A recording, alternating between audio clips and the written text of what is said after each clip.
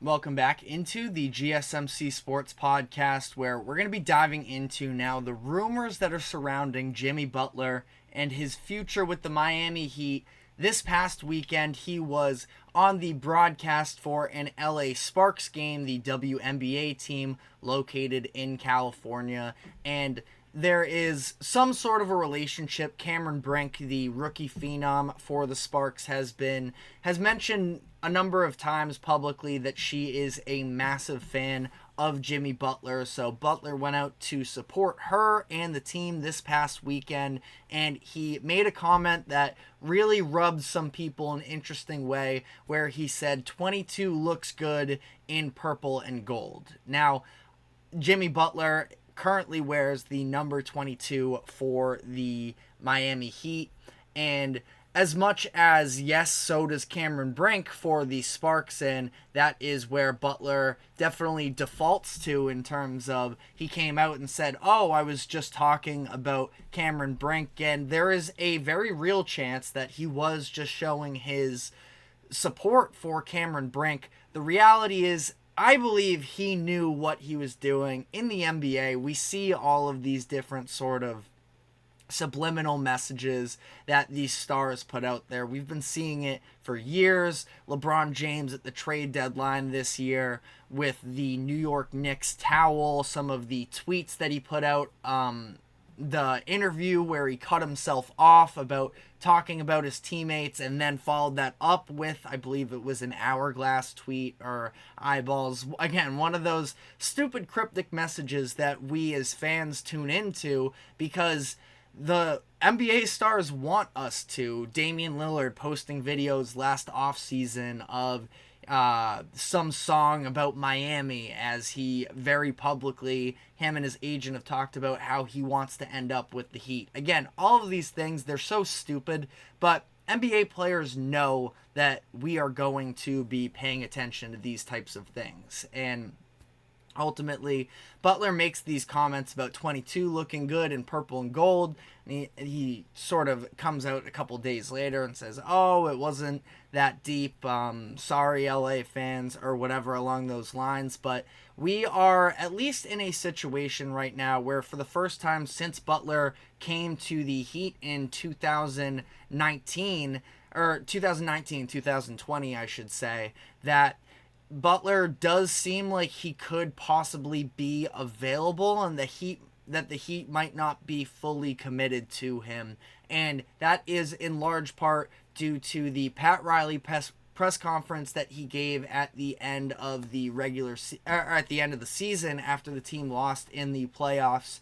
And part of the speech that he gave was about the fact that Jimmy Butler was not available for the Heat in the playoffs. He obviously got hurt in the play-in tournament at the end of the first quarter there, which does also sort of tie into the conversation that Butler has not been very available for this Heat team in the entirety of his tenure in Miami, where he has played in 58, 52, 57, 64, and 60 games. And at least in these past couple years, the Heat have been a play-in tournament team, and ultimately the fact that they had to play this extra game in the play-in tournament, it was a freak injury that occurred where he just sort of got rolled up on, giving a pump fake in transition, and he just ended up getting steamrolled.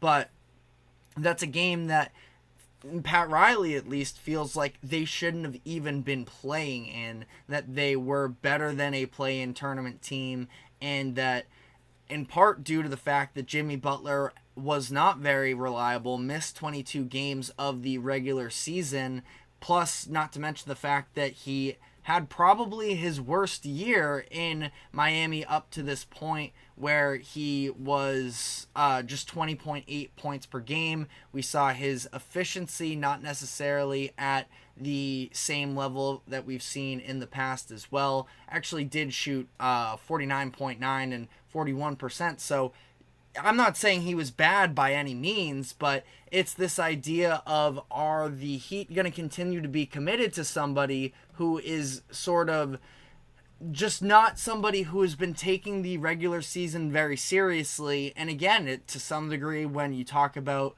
Butler, and he comes out and says that he cares more about the postseason than he does the regular season and the accolades that come with that. It sounds nice until you have to be an 8 seed in the playoffs, play the number 1 team in the NBA in the first round, and then let alone the fact that he ends up getting injured. And Butler has 2 seasons left on his contract. He's going to be paid $48.8 million this upcoming season, and then he has a player option ahead of 2025-26. So Butler, I would have to imagine one way or another is going to get paid, whether it is by one of these contenders and maybe at a discounted price, or if we're talking one of these, young up and coming teams, who knows, maybe in Orlando. I'm going to keep, digging myself deeper into this hole around the Detroit Pistons, who definitely feel like they are years away, but I do believe in some of the talent that they have on their roster. But again, sort of circling back here to the idea of the Lakers, and would they be willing to make a move for Jimmy Butler in this instance? Ultimately, I think that Butler was just making a comment like that, as much as I'm sure he would like to play for a championship competitive team, to one where he feels like he has more star power around him than he currently has in Miami. The logistics of making this work, again at $48.8 million, does feel a little bit abstract to me, and this is why I don't believe the Lakers are going to be able to get Jimmy Butler this offseason. The Heat would probably ask for a deal in return as well that is probably over what the Lakers are going to be willing to spend. Now, we'll see, obviously, how the LeBron James free agency situation ends up playing out. I ultimately think he returns to LA for another season, but with all of this, coming into place here, it does seem like we are potentially headed to a splitting up of the Heat and Jimmy Butler, where honestly, for the Heat, I know that there isn't star power necessarily on the rest of that roster, but maybe it's this idea of Heat culture, but more so just having Eric Spoelstra in the building, and whatever the Heat do, whether it's Spoelstra, whether it's Riley, whether it's just the overall staff of these developmental projects, and being able to turn these lesser known players into legitimate guys for their team, that I don't really ever see the Heat, especially when they have a backbone of a All-NBA. I don't believe he's made one yet, but Bam Adebayo being, in the realm of an All-NBA talent that can provide a backbone for you, where he has not made an All-NBA team yet, but a 5-time All-Defensive player. He's been a 3-time All-Star, including each of the past 2 years, and he's still got a lot of his prime ahead of him, where he's been extremely reliable for them, sort of unlike Butler in that sense, and he has continued to show growth in his game, I would say, at least, where he has expanded his range at least a little bit in the mid-range.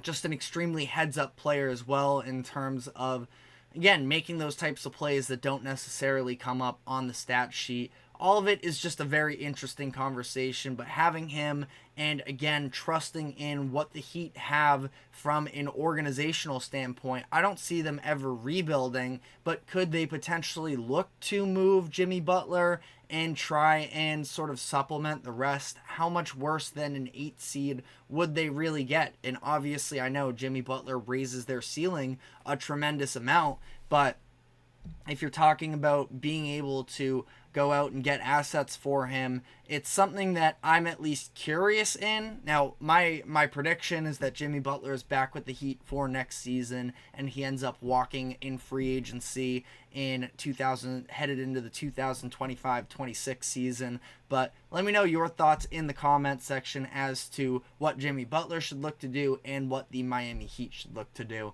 But we're going to be taking our next break here, and when we come back on the other side, we saw another standout performance from pitching phenom Paul Skeens as he continues to light the MLB on fire coming up in his rookie season. We're going to dive into his masterful performance last night against the St. Louis Cardinals. Stick with us. We will be right back.